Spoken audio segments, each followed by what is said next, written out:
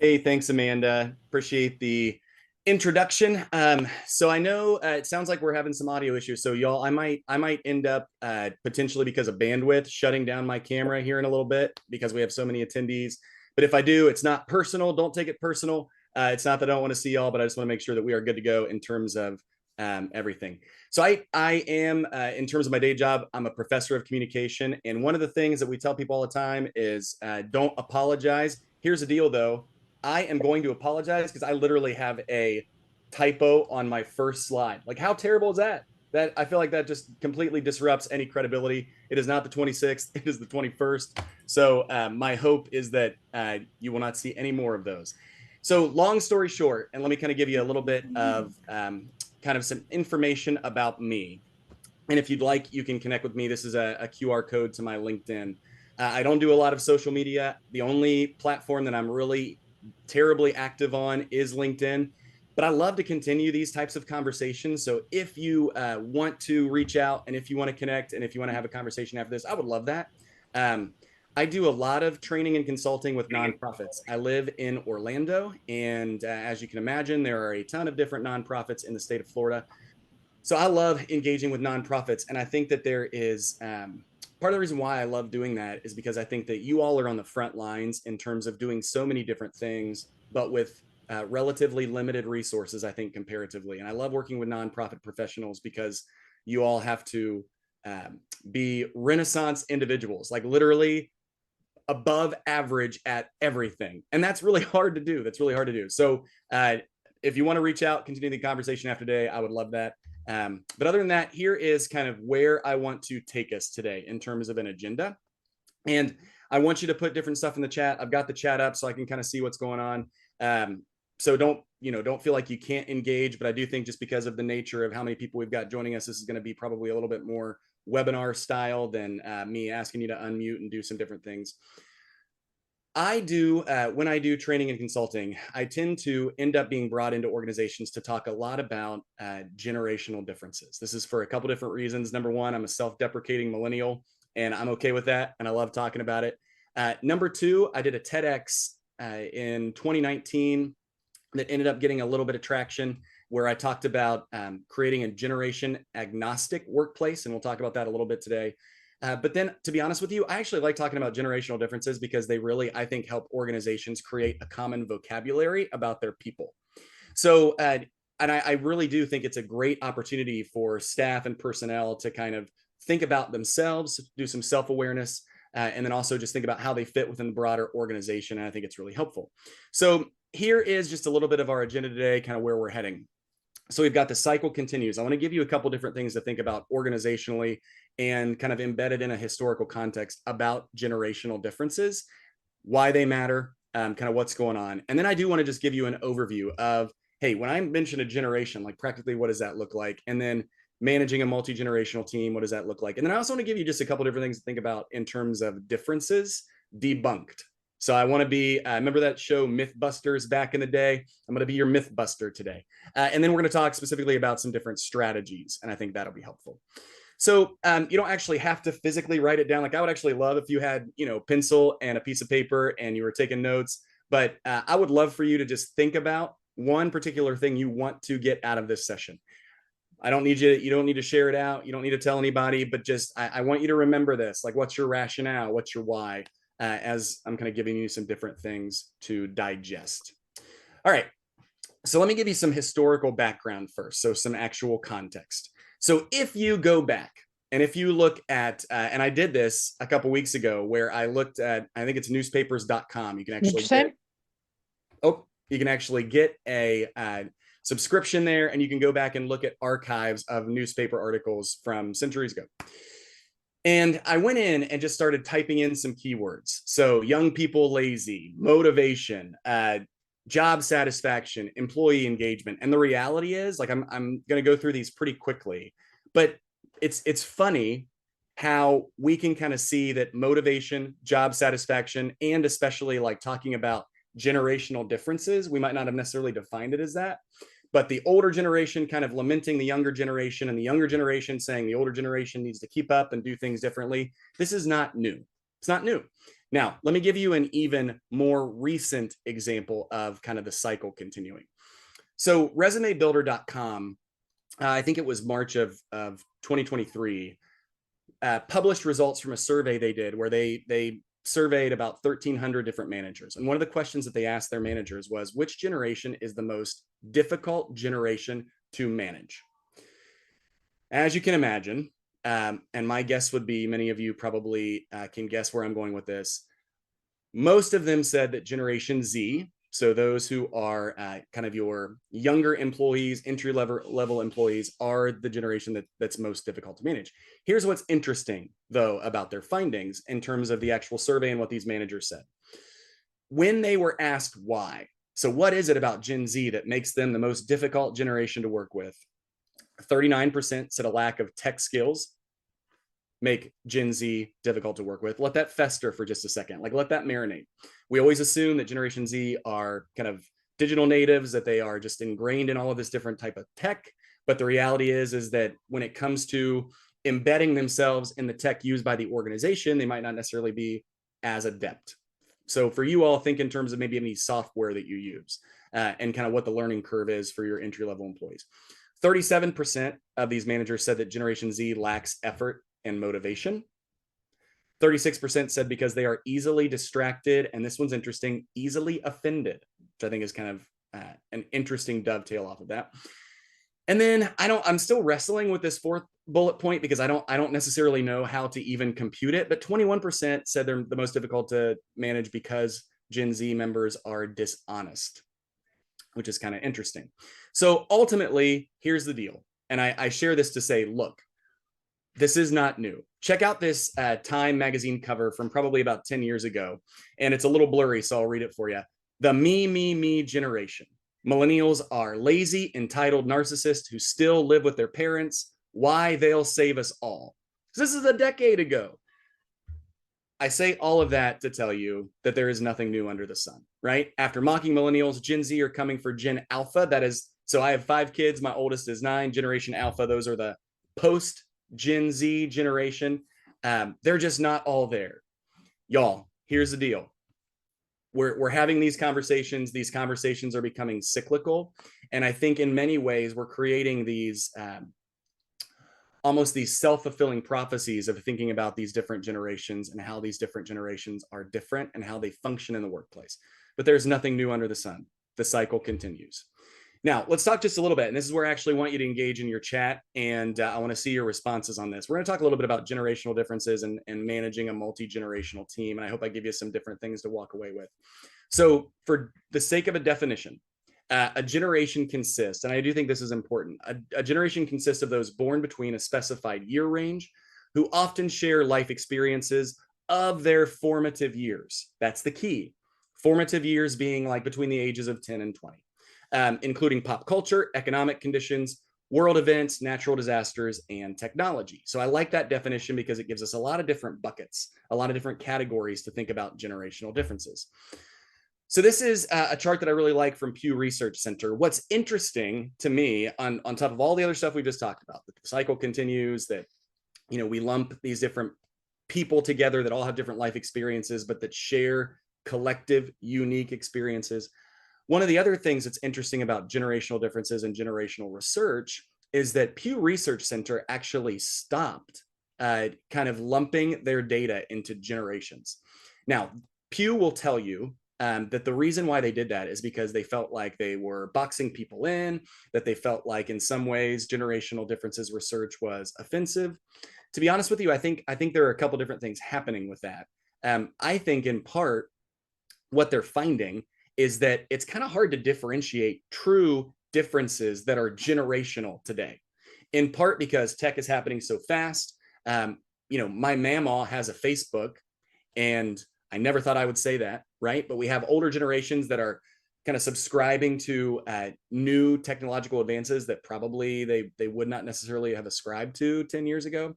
So the lines in some ways are being blurred. We still see clear distinctions, but I honestly think that's part of why Pew said, you know what, we're okay, we're not going to do this anymore. I think there's a couple different things going on. But in terms of thinking practically about how we lump or categorize these different generations together in terms of year ranges, 1928 to 1945 would be what we would consider to be members of the silent generation. They're also called members of the traditional generation or traditionalist. 1946 to 1964, those are our boomers, our baby boomers. 65 to 80, we have members of Generation X. 1981 to 1996, we have millennials. And then 97 to 2012, we have members of Generation Z. And then Gen Alpha, who Gen Z was lamenting in that New York Post article. Gen Alpha starts in around 2013. Now, one of the reasons actually why I like Pew's historical data on generational differences is because they were willing to change when the data showed them something different. So what I mean by that is it used to be that Pew actually described millennials as those who were born from about 1980 to the year 2000. So they had a pretty substantial gap in terms of year ranges. The data revealed that, you know what, we don't necessarily we can't uphold that, right? And we start to see some discrepancies between millennials and members of Generation Z. So Pew changed their year ranges in terms of, when we would specify that generation. I actually like that. I think it creates a more accurate picture. One of the things that we're seeing now is that we're even seeing organizations say that we can lump millennials into older millennials. So I'm an older millennial and younger millennials. Again, that's kind of interesting, right? Because my upbringing, my context, my environment is drastically different being born in the year that I was born than someone who was born in 1995 or 1996. So again, I think, it's helpful to know these buckets. It's helpful to see the categories. And really, more importantly, I think it's helpful to make sure that we're all on the same page in terms of what we're saying and how we're ascribing these different generations. So in the year 2016, millennials become the largest generation in the labor force. As of right now, members of Generation Z take up about 30% of the workforce. So, and we're going to continue to see these numbers fluctuate as baby boomers retire and as more Gen Zers enter the workforce. So it's kind of going to constantly change in terms of what we're seeing. So here's what I want you to do. This is kind of the first thing, and I'm not actually going to have you do this in the chat. I just would encourage you maybe to either do it in your mind or do it on your phone, or if you have a desktop or a laptop and you can open up another document, I think this is great. But I would love for you to think about and even maybe start the seeds of a discussion in your own mind about kind of different events that happened during your formative years and how those specifically, and I think this is key, have impacted your worldview and work ethic. So as you're thinking about that, I'll give you a specific one for me. So I mentioned, I'm a millennial. I very vividly remember where I was during 9/11. I was a sophomore in high school. I remember sitting in Miss Richards' biology class. It was second period. And I remember the announcement on the intercom. I remember them ushering us to our auditorium to watch news footage. And that's embedded in my brain. That is very specifically a world event, a cultural event also in some ways that impacted, I think, worldview, right? Because of so many different messages we received after that. So I would encourage you to think about that. What's your generational timeline? As you think about your own formative years, what are some different things that you feel like have had an influence on you? So Keely said, same for me, Jeanette. Yep, I was in the gym. A lot of early gym classes in those days, right? So I think it's important to consider those formative events that you had and really start to think about how did those impact not just worldview, but also work ethic. That's important.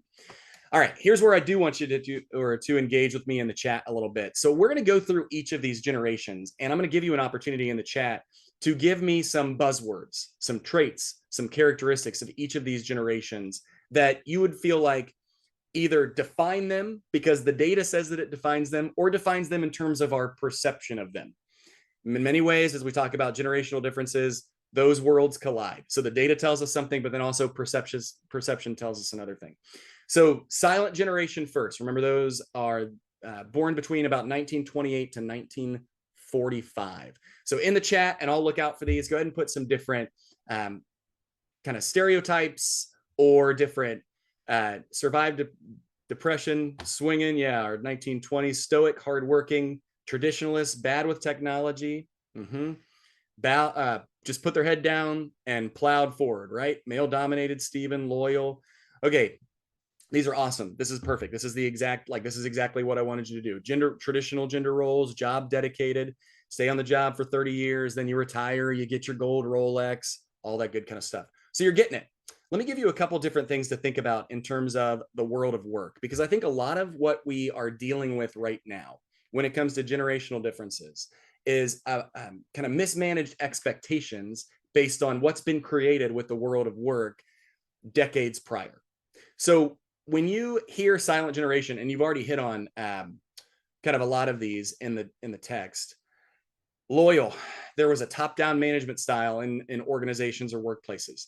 The silent generation tended to think more communally rather than about the individual, right? And I would also argue there was a little bit more reliance on those who were your immediate physical geographic neighbors, which created a really interesting focus on community at large. Respected the chain of command, do not necessarily adapt well to change. Here's the deal, and here's what I want you to think about as we think about the world of work. Imagine for yourself what, because we're going to do this with every generation, starting with silent generation, going through Generation Z. Imagine the dichotomy and the disconnect as you read some of those words that we're now seeing with some of our Gen Zers in terms of how they see work, right?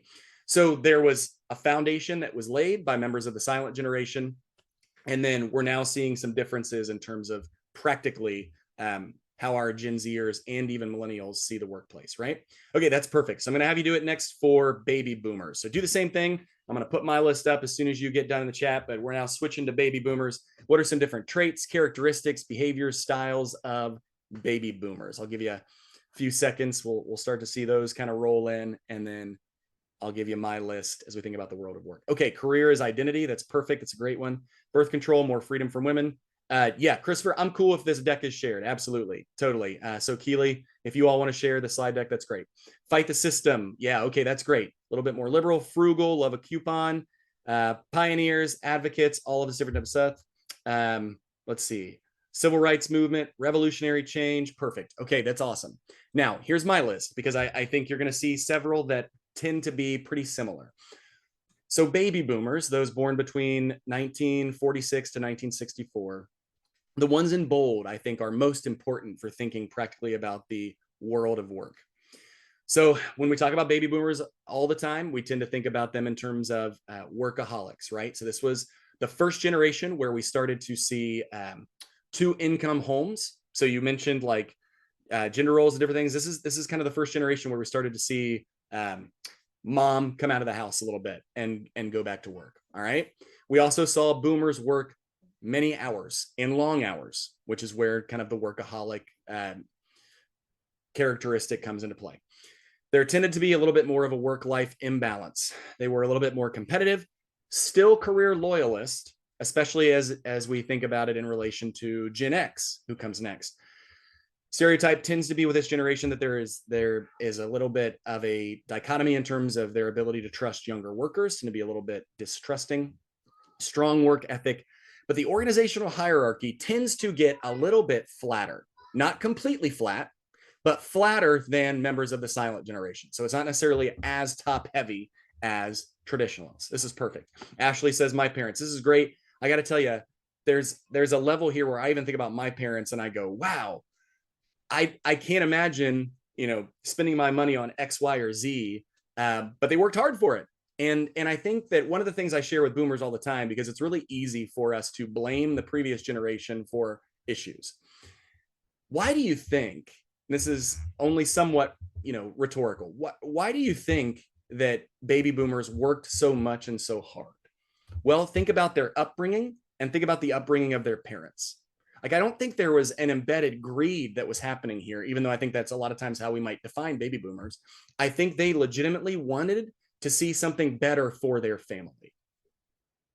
And in some ways, there was a sacrifice where they were looking at their weeks and they were looking at, 70, 80-hour weeks and going, I want my family to have financial security. That is what I value.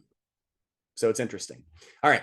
Now, let's talk a little bit about members of Gen X. So we'll transition. Let's see. I've got Rachel, I think, is our last kind of boomer comment. So anything after Rachel, let's do Gen X.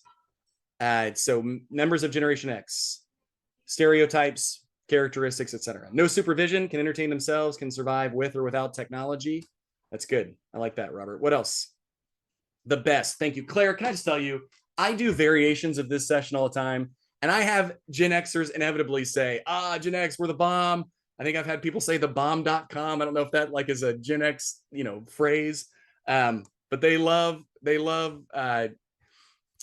propping themselves up. It's kind of funny. Self-sufficient, not interested in anything, doesn't take a stand on major issues. Latchkey kids, perfect. Resourceful. They want to work to mean something. They want work to mean something and to align with their passion. Layoffs, survive dangerous toys. I love that. It's the first time I've heard that one, Ann. That's great. So here's my list, and I think this one's kind of interesting. We start to see with members of Generation X a little bit more, especially in relation to their boomer parents, of an emphasis on balance, work-life balance. Gen Xers tend to be, and you've already kind of hit on this a little bit, more independent. One that's interesting that not everybody has mentioned, they tend to be a little bit more cynical, and I would even say in some ways people tend to define them as a little bit more angry, right? So this is your punk rock generation. Now, here's the one that I think I'm going to get some eyebrows raised at if I was actually in a space with you and we were talking about this. Lack of organizational loyalty. And we're going to talk about this when we talk about myths and differences debunked, because this is actually true.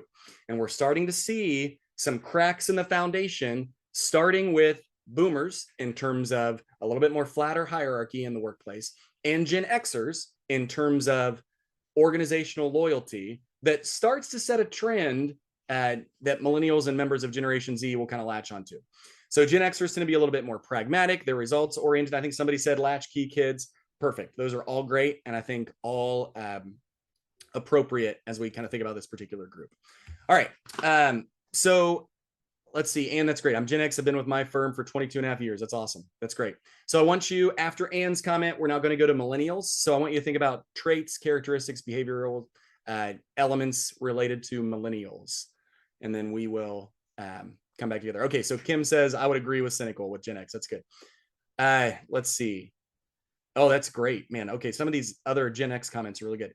All right, Josephine, wanting more of a work-life balance. Millennials, entrepreneurs, tech-oriented, family-minded, conservative, earbuds in ears. Parents told us you can do. Parents told you you can do anything. Y'all, I'm telling you, that's a big one. Why not Crocs at work? I'll tell you why not. I think it's kind of gross, but I don't know if everybody shares that opinion. Participation trophies, participation award generation, very comfortable with technologies, piercings, and people are agreeing with my Crocs assessment. So that's perfect. Tech savvy, social. Here's my list, and you've hit on several of these. So here's what's interesting. This is really the generation, first of all, millennials and Generation Z both, like we've seen it increase, have had the most scheduled childhoods in history. All right. Every minute accounted for. All right. This is also in many ways, and I think you're right on this, the generation whose parents said, you can do anything. You can be anything. Millennials tend to be a little bit more achievement oriented, kind of perfectionist. As you look, and I don't want to nerd out on this too much, I want to be careful of time, but as you look at grade inflation numbers in K-12 and university settings with millennials, we start to see A's explode, B's explode, C's explode comparatively, D's and F's fall off the cliff. So we start to see a lot of grade inflation, better marks for less work, etc. And that data is real. Like we see that. Millennials tend to be a little bit more civic minded. There's an instant gratification with this generation that I think is interesting. Tend to be a little bit more spiritual. So may rebel against organized religion, but tend to be a little bit more spiritual. Optimistic. They value teams and collaboration. However, let me give you a little bit of something to digest with this. Millennials love teams and collaboration, but it's not necessarily for the reasons that you would think. So as you think about why they would love teams and collaboration, it's in part because they like shared responsibility when something goes wrong. So let that kind of marinate as well. Entitled, self-absorbed, value individuality, especially compared to our traditionalists. These are, Jeanette, that's a good question. I'm going to look that up because I actually don't know the answer to that, but I think that's a great question. But these are some different categories, behaviors, traits of millennials. So now this is the last time I'm going to have you do this. I want you to do Generation Z, and then we'll transition a little bit. So members of Generation Z, some different stereotypes that you have about this particular crew, and then we can talk a little bit more about differences debunked and some strategies. Neil says, my father was a high school teacher. He always complained about having to relax his criteria for grades. Yep, it's real. If he had graded his last classes as he would his first, no one would have passed. All right, so Gen Z, flexible work schedule, lazy, not motivated, lazy, grunge style, bad taste in music. Uh-oh. Chronically online, social justice oriented, values flexibility, tech is life. Interesting. These are great. These are perfect. Idealistic. You know, it's interesting. Cesare, I think compared to millennials, probably actually a little bit more like Gen X in terms of being a little bit more cynical. But that's partly because millennials, I think, are like all unicorns and rainbows. Everything's going to be okay. And comparing any generation to that, I just think is a little bit different. Native tech users, no memories of not having cell phones. Yeah, Ashley, not optimistic. Into doing things their own way. These are perfect. Here's my list. Gen Zers, and again, world of work. Why what we're doing matters, right? So as we think about the world of work, historical context matters here. Millennials, we see the rise of grade inflation. Well, that's why they're asking for different levels of feedback in their workplace, more hand-holding, and they expect better feedback no matter what the quality of work, okay? Like it's real. That's a historical context. Gen Z, part of the reason why they're asking you for salaries that may seem exorbitant is because this is a group that's very concerned about debt and very financially focused. As you think about events during formative years, member of Generation Z, they saw their parents deal with the recession of 2008. They have seen rising college costs. They have seen increased debt, and they don't want it. And there is an overwhelming anxiety in all facets of life with this particular generation for many reasons. Like we can, we can think about all of those, a smartphone, social media. Yeah, it's all contributing. But there is an anxiety here. I would argue that I don't necessarily think it's just a pervasive entitlement when Gen Zers and millennials are coming to you asking for, a quote unquote 6-figure salary right off the bat. I think they're legitimately scared. Okay. Mobile, authentic. But what I think is interesting about this is in their minds, they're authentic. I would say that they then, though, have multiple personas in terms of how they're presenting themselves online versus in person versus in all of these other different categories of their life. They are addicted to communication, unlimited media consumption, communaholics, somewhat risk averse. Although I think that if we flesh out job data with this, I think in some ways this is true and in some ways this is not. Okay. And I've got some different thoughts on that too. 120K, 2 days per week. I choose the 2 days. I think that's a great comment, Ashley. All right. So let me give you a couple different things to think about in terms of differences debunked, and then we'll transition to strategies. So I think this is an interesting comment here as you think about what we tend to think about with career loyalty. So 42 million workers left their jobs voluntarily. This is pre-pandemic. I started there because the pandemic just messed everything up in terms of job data for a couple of years. Left their jobs voluntarily in 2019, costing companies $630 billion. This was a $30 billion increase from 2018. But, and I think this is interesting, Pew went back and compared data from millennials to Gen Xers at the same life stage. 69% of Gen Xers at the same life stage stayed with their employer through 13 months compared to 70% of millennials. I think millennials are just more vocal, and I think that our retention cost and engagement cost to hire and do all of these other types of things and onboarding costs have just gone up. So I think there's a level here where we tend to think of millennials and Generation Z as not career loyal. Well, at the same stage, Gen Xers had similar numbers in terms of when they were leaving the workplace. There's your first difference debunked. Now, here's your next one. I think this is another interesting one. We always talk about remote work with Gen Zers especially. National Research Group did a study. In it, they found that Gen Zers were most likely to report decreased productivity being remote. A SHRM study revealed that 60% of millennials reported being more productive online, compared with, check out these numbers, 67% of Gen Xers and 72% of boomers who said they were more productive. So we often think about remote work with these younger generations. My dad still works. He is a boomer. He is a card-carrying boomer. He will work probably forever. He works remotely now. He loves it. Working remotely allowed him to move from Ohio to Florida to be closer to his grandkids. He believes he is much more productive working remotely than he ever was working in an office. Interesting, right? I'm not even giving you anything specific to do with this data. I'm just saying, hey, let's readjust our mindset a little bit. Now, we also talk about with Gen Zers and millennials a work-life integration, but I bring this up to say that I think we have to, as organizations, start asking these questions a little bit differently, even as it relates to our older generations. Have you ever thought about Gen Xers and parent care? A study found that elder care absenteeism costs companies up to $5 billion annually. The reality is that I think all generations want flexibility at work to be able to do what they need to do in terms of their life outside of work. I don't believe this is just a desire of Generation Z or millennials. I think it's holistic. Now, generational stereotypes are only kind of helpful, right? I want to give you two different things to think about, and then we'll talk a little bit more about strategies. But I think my big picture here are these 2 points: adjust our mindset and adjust misaligned expectations. This is what gets us into trouble with generational differences: misaligned expectations. This is a human problem. This is not a generational differences problem. This quote by George Orwell, I think, is awesome. Each generation imagines itself to be more intelligent than the one that went before it and wiser than the one that comes after it. My guess is you probably feel this. I feel this. I think it sometimes, right? That millennials just have it all together compared to Gen X and Gen Z, and that's just not necessarily the case, right? This is just our lens by which we approach ourselves. One thing that I would encourage you to do, I don't necessarily think you have to do this now, mostly because of time, but I would encourage you, having looked at all of those different realities as it relates to generational differences, go back in and do a SWOT analysis of each generation. What are their strengths? What are their weaknesses? What are their opportunities and threats to maximize team efficiency? The reality is that we want to be careful lumping all of these different people into these groups, but there are, I think, some benefits to thinking about, the perfectionism of your millennials. Like, I think there are some benefits organizationally to that. So again, this is your homework. Do it whenever you have time, but I think it's worth it to complete this particular exercise as it relates to generational differences.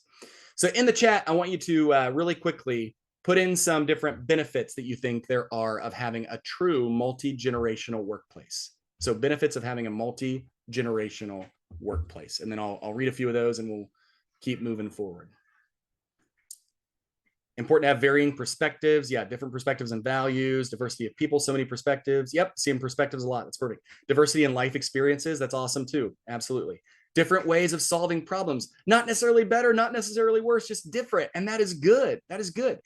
Understanding how to reach different audiences. Victoria, I'm so glad you brought this up. Dissemination of institutional knowledge. Okay, let's keep going because these are all fantastic. Here's, I stole this from the Academy to Innovate HR website because I actually really like it. So I'm giving full credit to their thoughts here, but I think these are great benefits. Multiple perspectives, problem solving abilities, you already hit on that. Learning and mentoring opportunities, unique relationships. I want to go back to what Victoria said, because I think that the great issue in our organizations facing us in the next 10 years is knowledge transfer. I think that we need to start thinking about a legacy of knowledge in our organizations. Unfortunately, and this goes beyond generational differences, bottlenecks love being bottlenecks. There's a lot of power in being a bottleneck. Like, if you are the one where everything stops and then it has to get to you and then it can be dispersed, there's a lot of power in that, right? And says, yeah, this is huge in manufacturing right now. You better believe it. Skills are not being transferred. I think we have to think about this organizationally. What is the legacy of knowledge transfer for you all in your nonprofits? Where's the bottleneck? And how are you setting up procedures, structures, strategies to be able to transfer this knowledge? I'm telling y'all, it is an underrated issue that only a few people are talking about. And I think there's a crisis coming. And I think that we don't focus on this enough. So from a multi-generational perspective, knowledge transfer and retention, it's important, right? We can't forget about it. So let me give you a couple different things to think about. And then I know we had a couple of people asking about the slides. You can definitely have the slides, in part because I want you to go back with your teams and answer some questions I give you at the very end. So a couple different things I want you to think about. When managing a multi-gen team, we need to understand generational differences, assume the best of others, and emphasize. I'm a little bit Gen X compared to millennial in this. Like, I'm not unicorns and rainbows and idealistic. I think point number 2 tends to sound like that, but the reality is, y'all, I just want to remind you of your humanity. Like, we are human and we are messy, and we need to, I think, get back to a culture of empathizing and assuming the best. And I'm saying that as someone who tends to be a little bit more cynical. Like, I think this is also missing in a lot of different ways. Be flexible and transparent, and then remember that people are people. Now, I told you, and I kind of mentioned this, that I kind of referenced what I call a generational agnostic workplace. And I want to read this to you because I think hopefully it gives you a different perspective. A generation agnostic perspective recognizes that generational differences exist, but does not assume that every individual's identity is constrained by these broad distinctions. Instead, generational agnosticism, especially in our workplaces, transcends generational categories and allows workers to prove themselves on their own merit without falling victim to unhelpful stereotypes. In what ways are you fulfilling self-fulfilling prophecies with members of other generations in your workplace? If you want to go watch that TEDx, you can. I give you the QR code. Hopefully that will be helpful. It's only a few minutes, but I do think it will give you a couple different things to think about. I want to give you some different intergenerational problems with some just really, hey, here's just a different way to think about this, right? Power struggle is a real struggle for intergenerational teams and multi-generational workplaces. Team needs. Your millennial may not necessarily need, may need more feedback and help and direct mentorship than your Gen Xer. It's just true.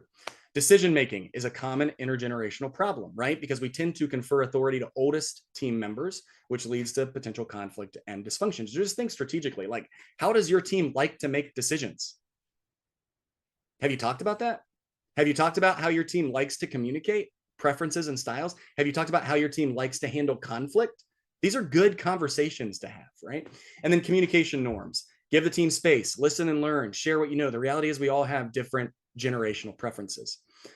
Holistically, and I think this is really important to think about, and this is not rocket science, but this is data over time, over decades. There are 4 values that research shows all generations share. It doesn't mean that they all have them as their number 1 value, but they're all top 3 to top 5 for each generation. Respect. People want to feel valued. Competence. We want the perception that one is knowledgeable and skilled. That's good. Connection. We want to collaborate to an extent and establish mutual trust. Like, I don't think anybody, well, I don't know, I won't say anybody, that's probably an overgeneralization. I don't think most people wake up in the morning and go, you know what, I want to be a jerk today. I don't want to trust my coworkers today, and I don't want to work with anybody on my team today. I'm sure some people do, but my guess is the majority of people do not, right? And then autonomy. I think most people want freedom and independence to explore, their own judgment and make sound decisions. Meaning there's some semblance of liberation there. You don't always feel constrained, right? These are value elements. I think part of what I would encourage you to think about is, how are your organizations thinking about these different values across your staff and personnel? Have you created a workplace that emphasizes these 4 things? It's interesting, when we talked about generational differences several years ago, we always looked at Google because they had ping pong tables and free vending machines and nap pods and all. I think that's fleeting. And I think the data is hashing that out a little bit. Same thing with, organizations that did reverse mentoring used to be a big thing, where we would allow, employees who have just been there for a week or two to mentor employees that have been there for 30 years. Well, how do you think that ended up? And there's a reason why most organizations stopped doing it, because instead they realized, what's better than a program is actually setting ourselves up for multi-generational conversations in a transparent and accountable way. But how do you think the older generation responded to someone who this is their first job and they're just out of, doing an internship, serving as their mentor? Not necessarily great, right? So I want you to think about these values. Like, how does your organization manifest these values to your personnel and to your staff? I think the more important questions, right, even beyond generational differences, how are you optimizing your talent? Like, I think these are the key questions here in terms of thinking about your people. Who will your talent be? Well, I shared the generational differences with you to say that your talent actually, your entry-level talent probably has different expectations than your talent that's been there for decades. What will they need to stay committed? Might not necessarily be only salary. Although I think we fool ourselves into thinking that people don't want to be paid more, because they do, right? When and where will they work? These are good questions. Why will they work? That's a great question for members of Generation Z. And then how will they work, right? These are all good. Here are some different things that I think too, in terms of just some bigger picture questions that I want you to think about. Have you, as the employer, created a culture where people understand the mission and buy into the vision? An effective workplace culture doesn't frustrate generational differences, it embraces and uses them. Is the workplace you've designed one that emphasizes balance, compensation, justice, mobility? Does your organization reinforce these conditions to your employees? And then clarity. Your workers must understand clearly what is expected of them. Clarity transcends generational differences, allows workers to meet and exceed expectations. It removes exasperation because it reinforces maximization and satisfaction. Say that sentence 10 times fast, right? These are just some different things to think about. I think it's important. What are your culture? What's your culture like? What are your conditions like? Are you being clear? Now, here's the team trifecta. Again, I don't think this is rocket science. If we go back and if we look at data over time, teams work because there is a clear structure, because there are clear support mechanisms, and there are clear levels of significance, meaning people understand that the work that they do matters. This is it. Like this is the recipe. This is the secret sauce. So again, think about your team. How can we improve the structure? Do we provide the necessary support systems, recognizing that support for Gen X may be different than support for Gen Z? What do my individual people need and want? And then significance. Are you talking about, and this is actually part of why I love working with nonprofits more so than for profits. The significance element here in some ways should be embedded, right? But you have a great opportunity to remind your people of the impact that they are having on a regular basis. Like you have a great opportunity to do that. Something, by the way, that means a lot to members of Generation Z. And I think that's important. So remember this quote, and then I'm going to show you kind of some different things in the rest of the slide deck here in a little bit that I want you to do as some next level of homework. But I love this quote as we think about generational differences and leading and managing multi-generational teams. Perfect is the enemy of good. Like I think we are always tempted when we hear any type of content to go, I got to make holistic changes. I don't think we have to. Probably small incremental changes. If nothing else, my hope is that I started a conversation with y'all today. That's my hope. And I think that maybe you can take some of this back and go, hey, you know what? I want to talk to my team about this and think about some different things. Here are some different strategies that I think are important.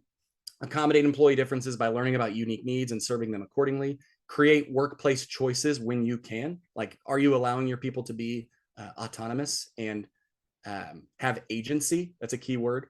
Operate from a sophisticated management style, which involves adapting your leadership style to context or basing concerns for tasks and concerns for people. I'm a DISC certified facilitator. I am a high D, y'all. So I always have to be thinking about how am I interacting with people, not just task. What does it look like? I think we need to do both. Younger generations think of their bosses not just as managers or supervisors, but as coaches and mentors. That changes our style a little bit, at least it should. And then create purposeful, I need to add a word there, purposeful multi-generational collaboration. Like, I think you can be explicit. I think you can be explicit about this. Here's some more. Provide enriching experiences. Listen. Like, how often do you survey your employees? Do an in-depth interview that says, hey, listen, I'd love to know what you're thinking and feeling about working here. How do you manage stress and uncertainty? This is a big one, especially for members of Generation Z. Do you have a culture, hear me on this, of advocacy and transparency? Members of Generation Z and millennials expect that everything should be transparent.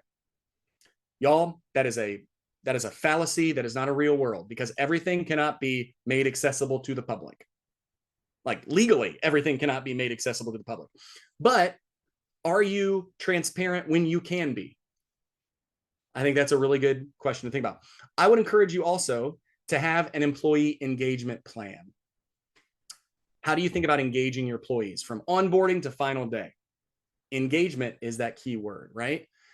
Clarity. Do you have multiple channels to send and receive information? But are you purposeful? Our tendency in organizations, nonprofits are not immune to this, is to constantly be adding communication platforms. If my group adds Microsoft Teams, well, we're going to keep all of these other things.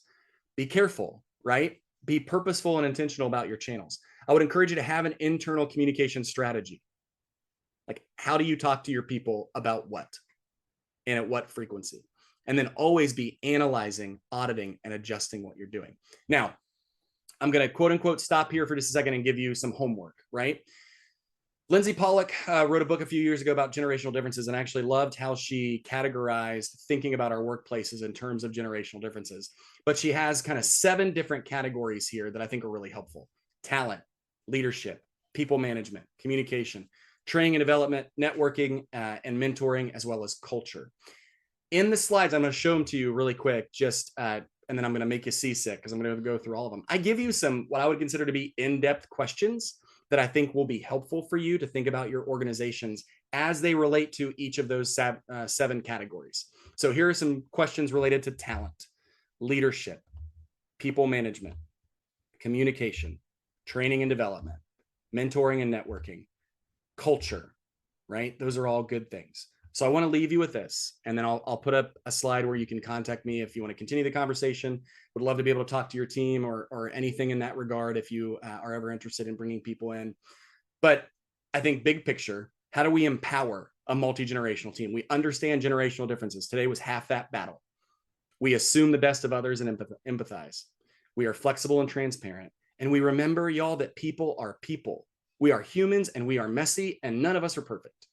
And no individual that you have is going to fit into whatever generational box has been presented, because nature versus nurture, personality and wiring, those are real things. Those are real things that contribute to our identity. Resist, and this is going to be the last thought I leave you with because I want to be careful of time. Resist assumptions that consign you to old patterns and adjust your lens to redefine what kinds of knowledge and experience are valuable. Now, I want you to, if you are interested, by all means, please contact me. I'd love to hear from you. And I've got my website on there, my email, even my cell phone for you. One of the things that I would say, and actually I told you there wasn't going to be another typo, and now on the very last slide there is, which I think is fitting.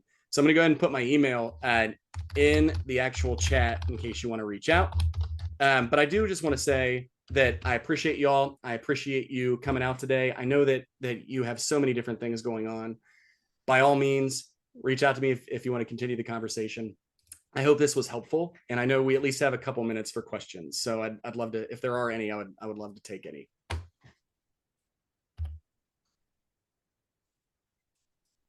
And for those questions, y'all, please feel free to put them in the chat.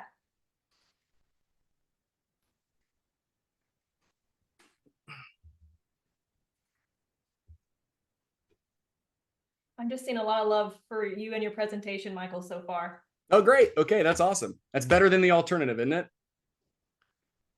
Okay, I'm in an office largely with Gen X, and I'm a millennial. Any advice? Smiley face, LOL. Yeah, we can talk after.